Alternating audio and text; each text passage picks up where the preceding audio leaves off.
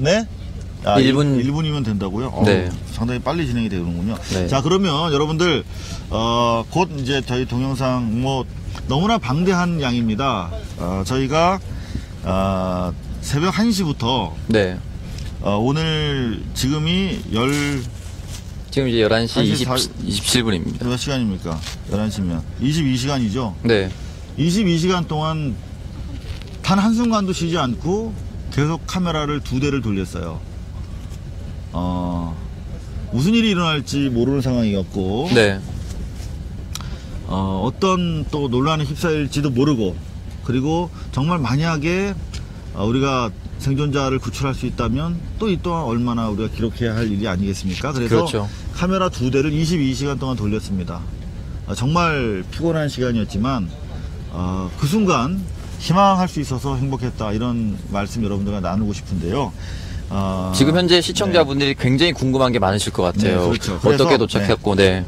그 동영상이 뭐 22시간을 2대로 찍었기 때문에 너무 방대합니다. 네. 그래서 이걸 뭐 편집하려면 보통 뭐 한 달 가량 걸립니다. 하지만 일단 저희가 그냥 여러분들 궁금하시니까 당장 저희가 편집하기 좋은 것만 짧게 좀 붙여봤습니다. 부족하더라도 일단 요 정도 관람하시고 다시 이야기 나눠보도록 하겠습니다. 자, 준비됐으면 함께 보시죠. 네, 12시 33분 정오가 좀 넘은 시각에 평목항을 출발했습니다. 이제 3시가 좀 넘은 시각인데요.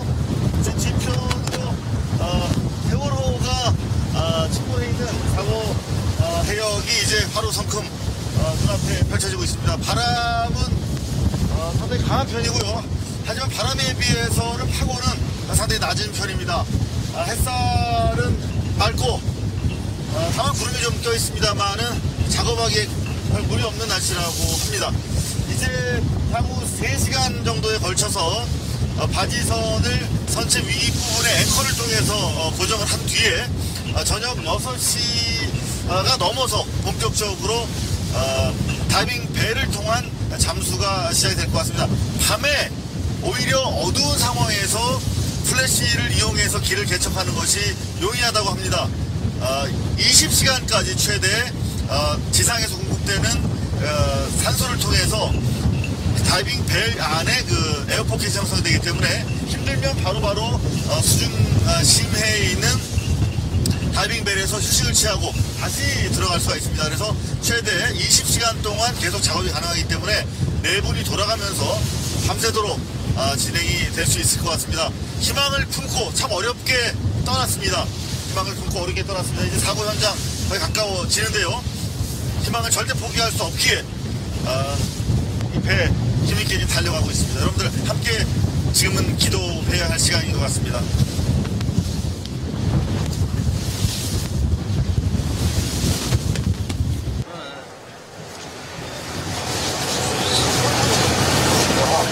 장난치나 저거 갖고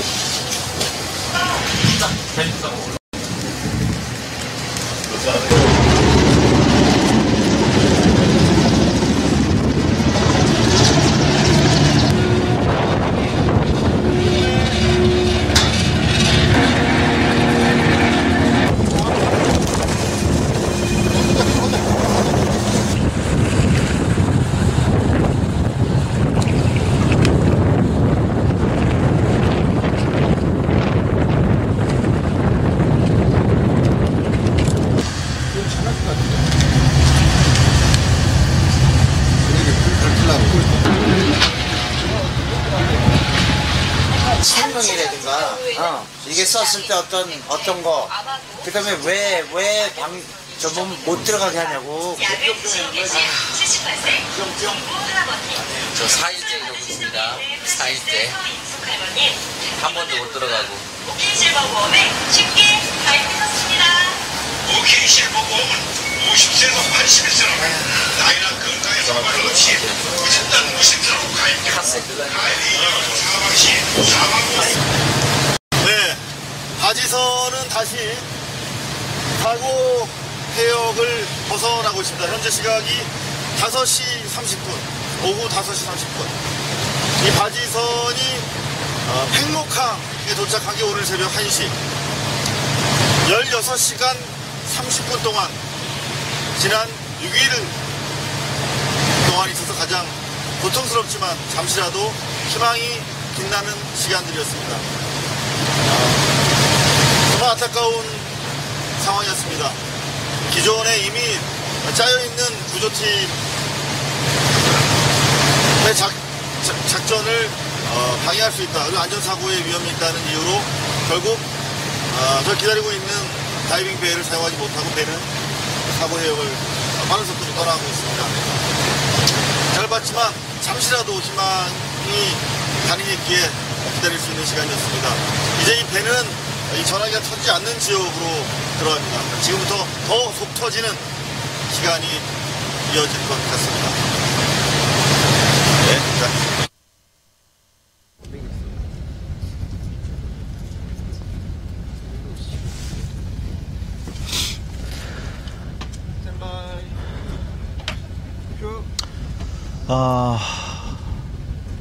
정말 11시간 동안 네.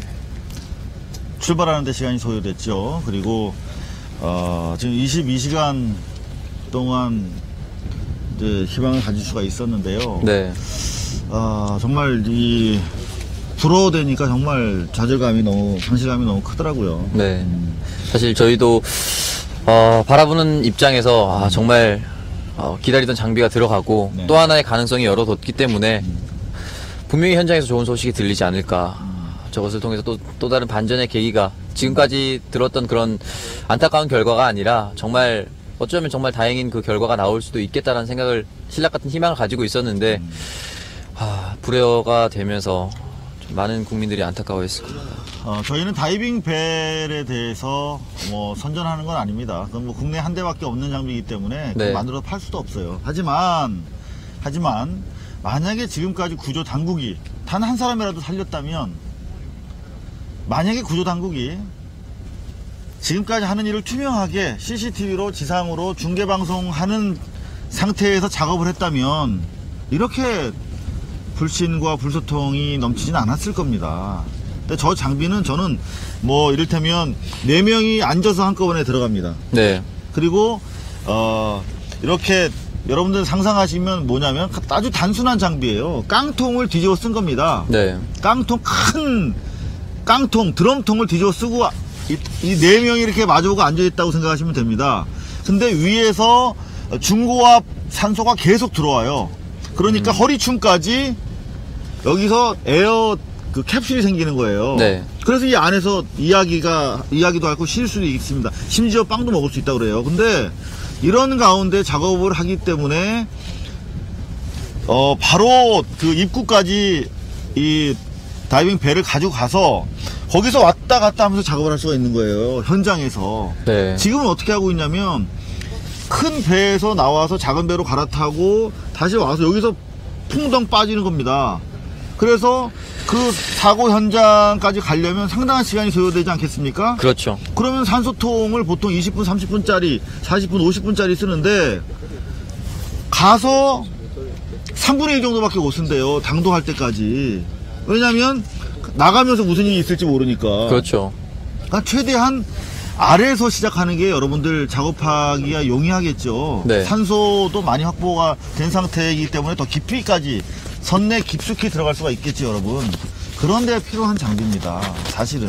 자, 그런데 그 장비 써보지도 못했어요. 네. 만약에 이전에 구조당국이 단 한 사람이라도 생명을 구했다면 저는 이 다이빙 벨에 대해서 이렇게 국민적으로 기대가 크리라고 생각하지는 않습니다. 네. 단 한 사람도 살리지 못했기 때문에 정말 희망을 포기하고 싶지 않은 우리 많은 국민들, 가슴이 뻥 뚫린 국민들이 기대했던 것이죠. 또 하나의 이 장비의 장점은 뭐냐면 네. CCTV가 이 벨 안에도 설치가 되어 있고요. 그리고 여기서 작업하러 나가는 줄. 잠수부의 머리에도 CCTV가 달려 있어요. 카메라가. 그래서 작업하는 내용이 바로 물 위에 있는 센터 바지선으로 다 동영상이 중계가 돼요. 실시간으로. 그럼요, 실시간으로. 그래서 저희는 그거를 실시간으로 찍어서 제가 트위터로 중계를 하려고 준비를 하고 있었는데 그걸 못해서 너무나 저는 안타깝습니다. 자, 그런 식으로 최소한 생명을 구출하지 못했더라도 자신들이 하고 있는 구조 활동에 대해서 밖에 소상히 알렸다면, 네. 소통시켰다면 얼마나 우리가 더 정말 우리 잠수부들 현장에 가니까 많은 분들은 아니었는데 보트가 한 4-5대가 계속 떠 있더라고요. 보트마다 한 4분, 6분, 8분 이렇게 타고 있다고 가정을 하면 뭐 이런 분들이 계속 작업 중이신데 그분들 얼마나 고생이 많으시겠습니까? 그렇습니다. 근데 고생하고 그에 걸맞는 지금 대우를 못 받고 계신데 저희도 안타깝거든요. 네. 자, 그런 내용이었습니다. 저희가 지금 두 번째 VCR이 준비 중이죠.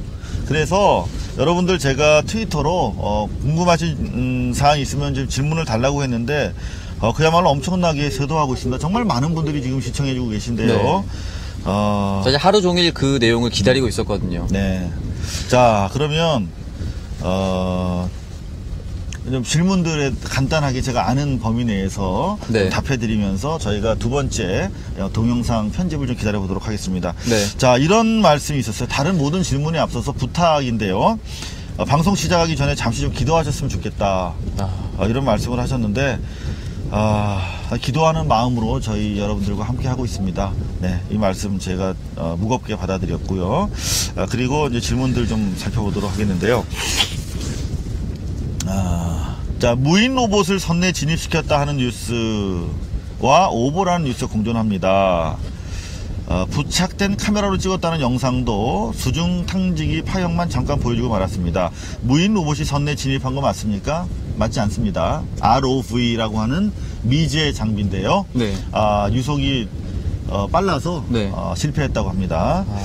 다시 뭐 스탠바이 중이라고 하니까요. 또 쓸 수 있을지 모르겠습니다만은 현재까지는 큰 네. 성과가 없는 거네요. 특히 전문가들에게 제가 취재해 보니까 ROV 같은 경우는 개활지에서 이렇게 뭐 다니면서 하는 건 괜찮은데 지금 선 내로 들어가는 게 더 중요하지 않습니까? 그렇죠. 선 내에는 부유물질이 엄청나게 지금 많답니다. 그러니까 이 사람도 이거 헤치면서 다녀야 되기 때문에 대단히 열악한 구조 조건인데 이 ROV가 여러분들 보셨지 않습니까? 이렇게 해서 그냥 프로펠러가 있어서 이렇게 다니는 건데 만약에 장애물이 있으면 대단히 피하기 어려운 그런 구조라서 특히 복잡한 미로에서 많은 부유물질, 데빌인가 뭐 이렇게 데빌이라고 하는 그런 부유물질이 많은 곳에서는 상당히 작동이 어렵다 이런 내용들을 이야기하시더라고요. 네. 큰 기대는 하지 말아야 될 것 같습니다. 자, 이종인 대표 다시 작업할 가능성 없나요? 일단 이종인 대표는 저희 오른쪽으로 우리 시청자분들 왼쪽으로 작은 저반 부두가 있습니다. 여기에 저반대 있는데 일단 오늘 밤까지는 아마 내일 오전까지는 대기를 하고 있을 것 같아요. 그래서 언제라도 우리 구조 당국이 요청을 하면 제가 22시간 동안 동행한 우리 이종인 대표 입장은 다시 돌아갈 수 있을 거다 하는 그런 생각을 가져봤습니다. 자, 지금 뭐 VCR 두 번째 게 준비가 됐다는데요. 질문 하나만 더 네. 받고 말씀 VCR 이어가도록 하겠습니다. 정말 많은 이종인 질문들. 네. 질문들이 엄청나게 많네요. 네. 이종인 대표가 들어가지 못한 이유를 해경이 말했을 텐데 그 이유가 타당한지 알고 싶습니다. 그리고 이종인 대표님한테 그 답변을 직접 듣고 싶습니다. 이렇게 보내주셨는데요. 일단 저희가 이종인 대표의 답변을 그럼 한번 직접 여러분들과 함께 최초로 들어보시도록 하겠습니다. 동영상 진행해 주세요.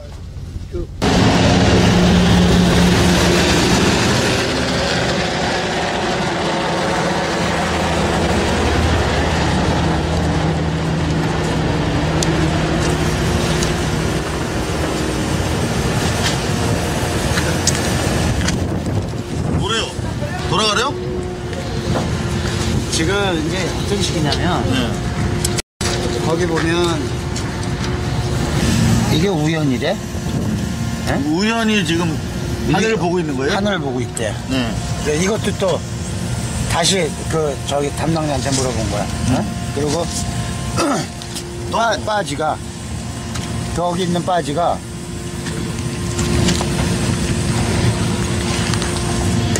지금 이렇게 해서 크레인 이렇게 있고 여기에 이렇게 있대. 뭐 이거를 어디다 이쪽에 앵커를 놨는지 하여튼 네 군데 해서 이렇게 여기 고박을 시키고 있고, 그 다음에 이제 여기 출입구 그 각 세력들이 각 이제 각 구조 세력 뭐 이렇게 얘기를 하더라고. 보통 이런 구조팀. 이 세력들이 뭐 UDT 뭐 해갖고 여기 본 V가 이렇게 떠 있어. 이렇게 V들이 이렇게 표시가 돼 있어. 그리고 이제 보통 이렇게 들어가고 뭐 이렇게 하는데 나는 여기다 이렇게 놓겠다. 이렇게 한 10m하고 뭐 20m하고 뛰어서 그랬더니 이거 어떻게 할 거냐 이거. 작업 중인 분들. 이거 어떻게 할 거냐 이거. 그래서 뭐라 그러셨어요? 이거를 우리를 놓으면 이 사람들이 작업에 방해를 받는다. 사실 더 이상 아무 저희가 없어. 방해를 받는데 알아들을 만한 사람이 왜? 하지만 닿는 거 마찰이 있을 수도 있어. 그래서 이거를 빠지고 거기다 대는 거는 안 된다. 사장님도 아시잖아요. 이해하시잖아요. 무슨 뜻인지 모르겠어요. 아니 만약에 이게 더 중요하고 이거를 인정을 한다면 이게 무슨 대수야. 이거 몇 분 들어가 있는다고 뭐 한다고. 그리고 배 이거 조금 해서 닿는 게 무슨 수야. 뭐 언제 끊어져 이게. 그런 일 시키고 싶지 않은 거죠. 아니 일을 그 사람들이 나를 시키고 그거는 아니에요. 그 사람들이 나 뭐라고 시켜. 내가 하는 걸 허락을 안 해주는 거야. 그래서 이거는 그냥 보나마나 뻔하잖아요. 지금 이거 테스트 안 해보고 뭐 어쩌고 저쩌고.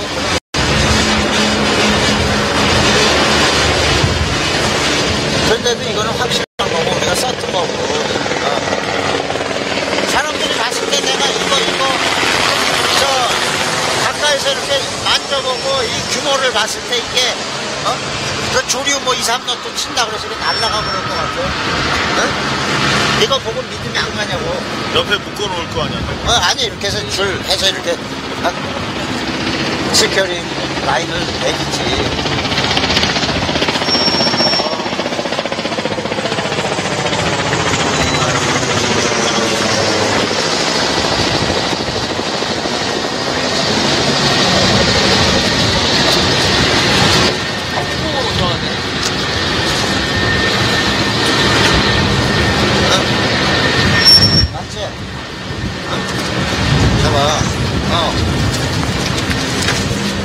침몰선이 있는데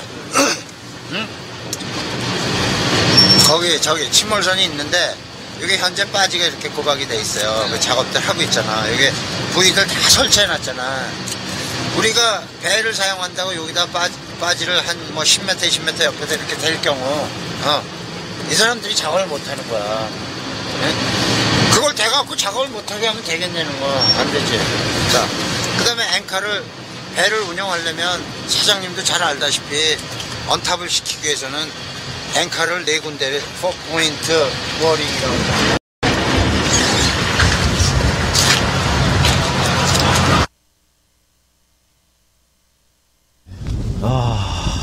여러분들은 어떻게 생각하십니까? 이제 두 가지 이유로 정리가 되는데요. 뭐 기본적으로 일하는 것을 허락하지 않겠다는 취지로 읽힙니다만 그래도 제시한 논리를 분석을 해보면요, 두 가지입니다. 하나는 바지선이 있는데 그 옆에 또 바지선을 두면 잠깐만요.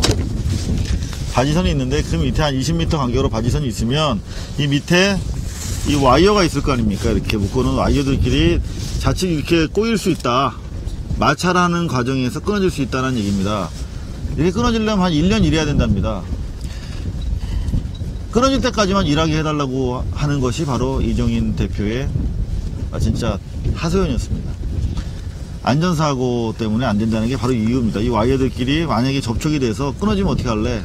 이 와이어가요, 이런 쇠줄이냐, 쇠줄이 겹쳐서 이렇게 끊어지려면 한 1년 동안 작업을 해야 아마 끊을 수 있을 겁니다. 그때까지만 작업하게 해달라는 얘기라는데 그런 논리. 또 하나는 이 바지선을 했을 때 밑에 또는 이 부근에 있는 잠수사들이랑 충돌할 수가 있다는데 그것도 말이 안 되는 게요.